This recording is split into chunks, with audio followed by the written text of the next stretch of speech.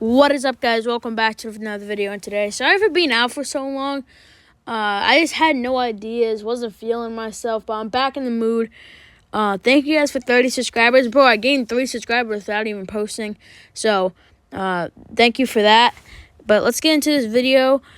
The most embarrassing losses in UFC history. I was supposed to do this video like a month ago. I recorded it. It wasn't that good, and I haven't done it since. So I'm just going to do it now. The most embarrassing losses in UFC history. Let's get right into it with the first one. Anderson Silva lost his fight in embarrassing fashion to Chris Weidman by knockout when he was showboating. That is very embarrassing. Okay, if he just didn't showboat, he just threw his punches and, did his thing, went out there, KO'd him in one round, then he would be good. But that's the thing with Anderson Silva. He had the right to showboat because he was so good. Like, he knocked out Vitor Belfort. But, yeah, he knocked out Vitor Belfort. But, he had the right to do that because he was just dominating these people. He had the right to showboat, and when he did showboat, he just got knocked the fuck out, and then the leg break, and that's the downfall of Anderson Silva. So that's very embarrassing. Especially it's not aging that well because of Chris Weidman. But TJ Dillashaw tested positive for PEDs after failing to get the second belt at flyweight. He landed one strike, bro. He landed one strike. He got knocked out by Henry Cejudo. That's embarrassing. This is probably, I would say it's the most embarrassing. It's not really ranging. It's just the most embarrassing. This is very embarrassing because TJ Dillashaw kind of talking trash the whole fight week. And, he ended up getting knocked out in front of Brooklyn. So, that's pretty embarrassing. That is very embarrassing.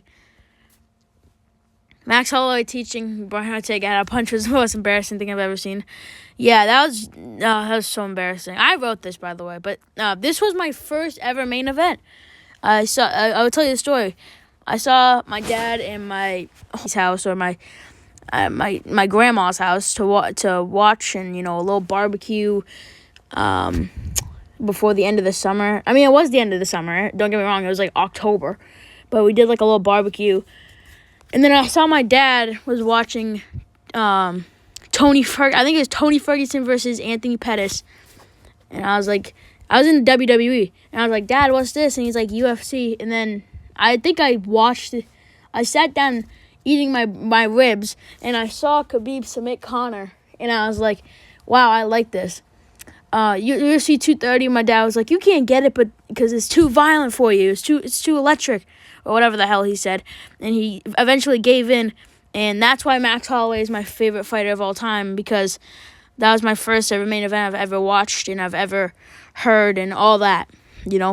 Brian Ortega also has a special part in my heart. But that was very embarrassing.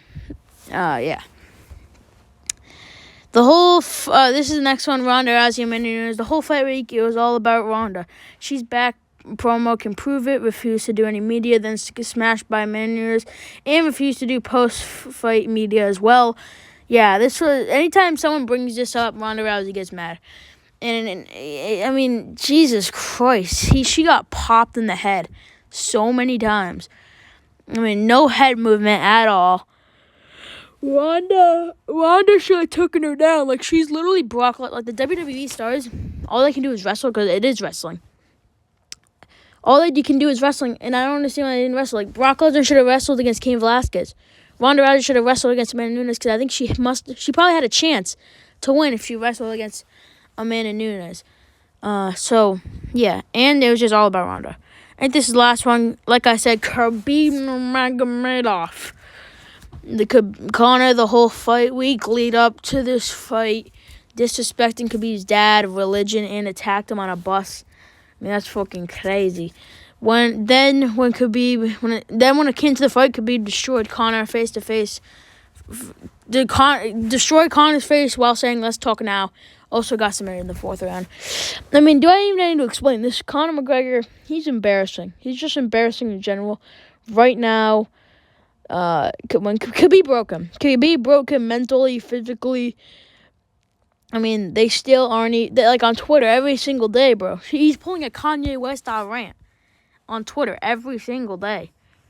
So anyways, that's probably the most embarrassing, but here's 5 of the most embarrassing performances or losses in the UFC history. I'm going to try to get back. I'm going to do UFC Seattle, fight night. Probably the people that are destroying the UFC. Shout out Warhouse MMA. We're creating the best pod. I have a lot of ideas. Sorry I've been out for so long. I wasn't feeling myself. It's February break. So I was just chilling for a little bit, take a little break of the YouTube scene. But now I'm back. I'm back and I'm better than ever. Again, thank you guys for 30 subscribers. I don't really know how I gained 3 subscribers without even posting. But, yeah, thank y'all for watching. And I'll catch you on the next one. See ya.